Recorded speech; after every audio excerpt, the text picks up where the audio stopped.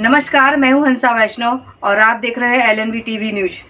दमोह से इस समय एक बड़ी खबर निकल कर आ रही है। नमस्कार, स्वागत है आपका। भारतीय जनता पार्टी ने संसदीय क्षेत्रों के रिक्त स्थान की पूर्ति के लिए उम्मीदवारों की घोषणा कर दी। बात कर रहे हैं मध्य प्रदेश के दमोह की। दमोह संसदीय क्षेत्र क्रमांक 7 से राहुल सिंह लोधी को भारतीय जनता पार्टी ने अपना उम्मीदवार बनाया है।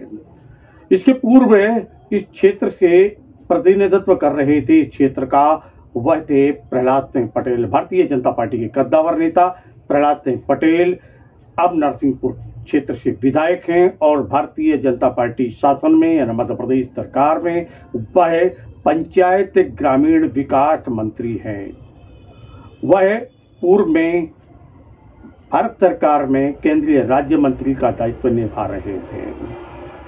पिछले 6 माह से यह स्थान रिक्त है। दमोह संसदीय क्षेत्र रिक्त है और इस रिक्त स्थान की पूर्ति के लिए भारतीय जनता पार्टी ने राहुल सिंह लोधी को मैदान में उतारा है। जैसे ही राहुल सिंह के नाम की घोषणा हुई, राहुल सिंह तुरंत ही बुंदेलखंड के सिद्ध तीर्थ क्षेत्र जागेश्वरनाथ मंदिर पहुंचे। उन्होंने पूजन अर्चन किया, भगवान शिव का आशीष लिया और फिर वह सीधे भारतीय जनता पार्टी कार्यालय पहुंचे, जहां उनके समर्थकों ने स्वागत किया।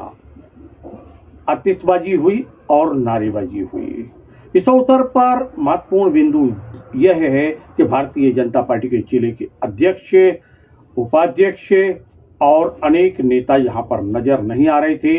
भारतीय जनता पार्टी के तीनों महामंत्री जरूर इस अवसर पर थे और कुछ अनेक नेता इसमें नहीं थे, जिसको लेकर चर्चाएं हालांकि बनी रही। इस अवसर पर हमने राहुल सिंह लोधी से चर्चा की। मैं सबसे पहले दमोह संसदीय सीट के सभी देवतुल्य कार्यकर्ता, पोलिंग एजेंट से लेके मंडल के अध्यक्ष और जिले के पदाधिकारीगण और हमारे जिले के ऊर्जावान जिले के अध्यक्ष आदरणीय प्रीतम जी के नेतृत्व में हम लोग चारों विधानसभाएं जीते। इसके बाद हमारे यहाँ के वर्तमान के चारों विधायक और पूर्व विधायक और हमारे माननीय सांसद प्रहलाद जी, और इसके बाद प्रदेश के हमारे शीर्ष नेतृत्व आदरणीय वीडी भाई साहब जी, आदरणीय हितानंद जी, मुख्यमंत्री जी, शिवराज जी और दिल्ली के हमारे शीर्ष नेतृत्व, सभी का मैं हाथ जोड़ के वंदन और अभिनंदन करता हूं और उनके चरण छू के उनको नमन करता हूं। सबको, एक एक कार्यकर्ता की मेहनत और अथक प्रयासों से और उनके ही मत से या उनके सुझाव से आज ये स्थिति हुई है कि दमोह लोकसभा सीट से मुझे प्रत्याशी चुना गया है। और आपके माध्यम से मैं विश्वास दिलाता हूं कि भारतीय जनता पार्टी के देवतुल्य कार्यकर्ताओं की जो मंशा है, जिस हिसाब से मुझे आज टिकट दी है, उनकी इच्छाओं पे, उनके सम्मान पे मैं अगले 5 वर्ष खरा उतरूंगा। ये मेरे संकल्प की 7वीं यात्रा थी। अभी 15 दिन पहले मैंने संकल्प की 7वीं यात्रा की थी और दमोह लोकसभा भी 7 नंबर है। तो जब यात्रा 7वीं थी और लोकसभा 7 थे, तो ये तय था कि माई नर्मदा और भोलेनाथ इस संकल्प को पूर्ण करेंगे।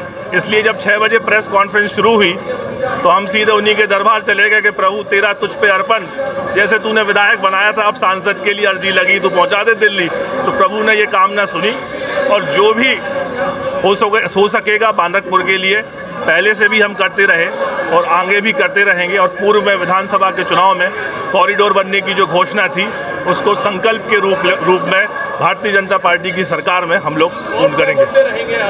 देखिए, अभी तत्काल टिकट मिली है और अभी मुझे पार्टी के वरिष्ठ नेताओं के यहाँ सभी यहाँ जाना है।